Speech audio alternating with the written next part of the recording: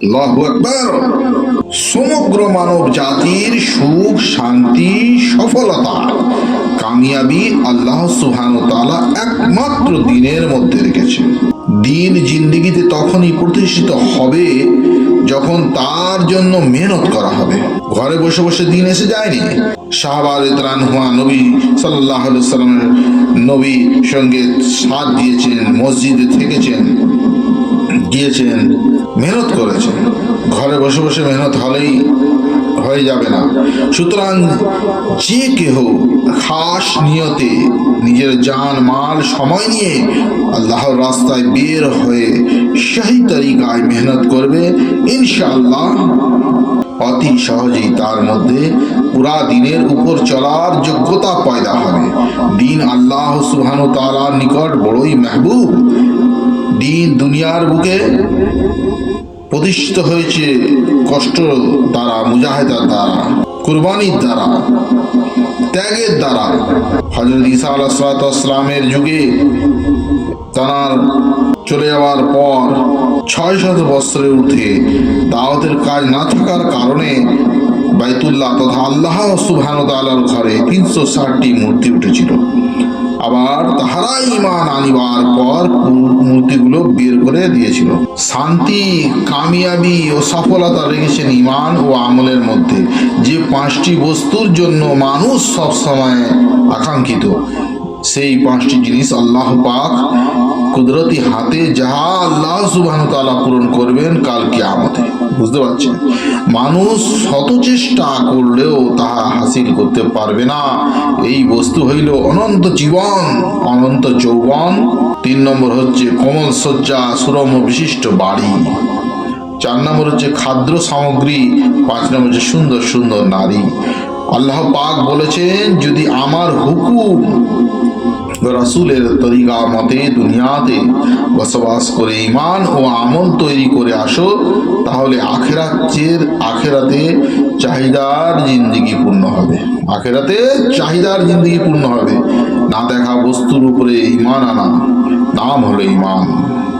ঈমান দুনিয়ার কোথাও কিনতে পাওয়া যায় না। ইয়া হাসিল হবে একমাত্র মেহনতের দ্বারাই। মসজিদে, মাদ্রাসায় ওলামাদের সহবতের থেকে হাসিল হবে। দিন থাকবে তো দুনিয়া থাকবে। দাওয়াত থাকবে না, দিনও থাকবে না, দুনিয়াও থাকবে না। আল্লাহ পাক দুনিয়া নিজাম ভেঙে দিবেন। আল্লাহ পাক আমাদেরকে অতি অল্প সময়ের জন্য দুনিয়াতে পাঠিয়েছেন। এই সামান্য সময়ের মধ্যে ঈমান ও আমল তৈরির জন্য জান মাল সময় নিয়ে আমাদেরকে লেগে থাকতে হবে। আমাদের জীবনে অন্ধকার এবং বাতি নিজের অন্তরেই আমরা খুঁজে বেড়াই, কিন্তু আমরা বুঝতে চাই না, বুঝতে পারি না। তাই আমরা অন্ধকারের দিকে বেশি ঢলে পড়ি। অন্ধকার হাদিস মতে অন্ধকার ৫ প্রকার এবং বাতিও ৫ প্রকার। হাফেজ ইবনে হাজার রাদিয়াল্লাহু তাআলা মুনাব্বিহাত নামক গ্রন্থে হযরত আবু বকর সিদ্দিক রাদিয়াল্লাহু তাআলা হইতে বর্ণনা করেন, অন্ধকার ৫ প্রকার এবং উহার জন্য বাতিও ৫ প্রকার। এক হচ্ছে দুনিয়াকে ভালোবাসা, একটি অন্ধকার, উহার জন্য বাতি হইল পরেজগারি। ২ হচ্ছে কবর, একটি অন্ধকার, উহার জন্য আলো হইল লা ইলাহা ইল্লাল্লাহু মুহাম্মাদুর রাসূলুল্লাহ। ৩ নম্বর হচ্ছে গুনাহ, একটি অন্ধকার, উহার জন্য আলো হইল তাওবা। ৪ নম্বর হচ্ছে আখিরাত, একটি অন্ধকার, উহার জন্য আলো হইল আমল। আর ৫ নম্বর পুলসিরাত হইল একটি অন্ধকার, উহার জন্য আলো হইল ইয়াকিন। আল্লাহ পাক কুরআন মাজিদে জানিয়েছেন, তোমরা আমাকে স্মরণ করো, আমিও তোমাদেরকে স্মরণ করিব। ফাযকুরুনি আযকুরকুম ওয়াশকুরুলি ওয়ালা তাকফুরুন। যে ব্যক্তি জানিয়া শুনিয়া আল্লাহর জিকির হইতে গাফিল থাকিয়া গেল, আমি তাহার উপর একটা শয়তান নিযুক্ত করিয়া দিই। সেই শয়তান সর্বদা তার সঙ্গে থাকে এবং শয়তানগণ সম্মিলিতভাবে গাফেলকে সরল পথ হইতে গোমরাহ করতে থাকে, অথচ তাহারা মনে করে যে আমরা সরল পথেই রইয়াছি। বুঝতে পারছেন? আমাদের কর্ম আমাদেরকেই ঘিরে নেবে, ঘিরে না করা। দিমাগ ইস্তেমাল করি, হাত আছে, পা আছে, চোখ আছে, সব কিছু দেখি, বুঝি, চেষ্টা করি। না হলে দুনিয়াবি জিন্দগির কদিনের আখেরাতে গিয়ে আমরা ধরা পড়ব। মোর মহতরম দোস্ত বুজুর্গ, একটু ভাবি, চিন্তা ফিকির করি।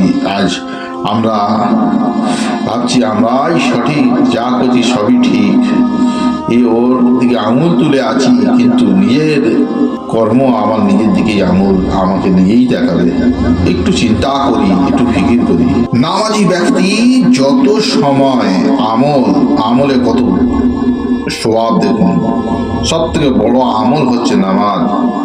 আল্লাহর কাছে সব থেকে বড় প্রিয় জিনিস ইমানের পরে নামাজ ব্যক্তি যত সময় নামাজে থাকিবে তত সময় আল্লাহ সুবহানাহু ওয়া তাআলা রহমতের বৃষ্টি বর্ষণ করতে থাকবে। দাঁড়াইয়া নামাজ আদায় করিলে কিরাতের প্রতি হরফে 100 করিয়া নেকি পাইবে, বসিয়া পড়িলে 50 নেকি করিয়া পাইবে। প্রথম তাকবীরে শরীক হওয়া দুনিয়ার যত নেক আমল আছে তার চেয়ে উত্তম। নামাজ সর্বশ্রেষ্ঠ জিহাদ। নামাজি যখন রুকুতে যায় তখন তাহার নিজের ওজন বরাবর স্বর্ণ আল্লাহর রাস্তায় দান করার সওয়াব তার আমলনামায় লেখা হয়। সুবহানাল্লাহ। নামাজি যখন আত্তাহিয়াতু তাহিয়াতু পড়ার জন্য বসে তখন সে হযরত আইয়ুব আলাইহিস সালাতু ওয়াস সালাম ও হযরত ইয়াকুব আলাইহিস সালাতু ওয়াস সালামের উপর এর মতো দুইজন সওয়াব অর্জনকারী সওয়াব পায়। সুবহানাল্লাহ, আল্লাহু আকবার। যে পর্যন্ত হুজুর পাক সাল্লাল্লাহু আলাইহি ওয়াসাল্লামের উপর দরুদ পাঠ করা না হয় তত সময় দোয়া আসমান ও জমিনের মাঝে ঝুলিতে থাকে। ডান দিকে সালাম ফিরালে বেহেশতের 8টি দরজা খোলা হয়ে যায়। সুবহানাল্লাহ। আর বাম দিকে সালাম ফিরালে দুজকের 7টি দরজা বন্ধ হয়ে যায়। সুবহানাল্লাহ, আলহামদুলিল্লাহ, আল্লাহু আকবার। নামাজ বাদে যদি কেউ জিকিরকারীর পাশে বসে তাহলে সে 4 জন গোলাম আজাদ করার সওয়াব পাইবে। সুবহানাল্লাহ।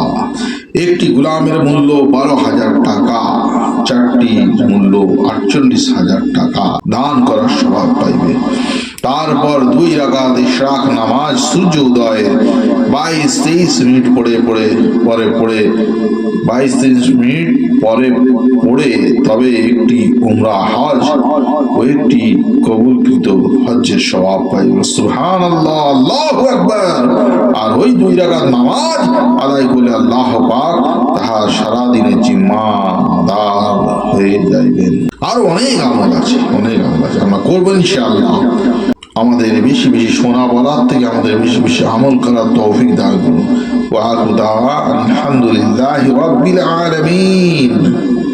আসসালামু আলাইকুম ওয়া রাহমাতুল্লাহ।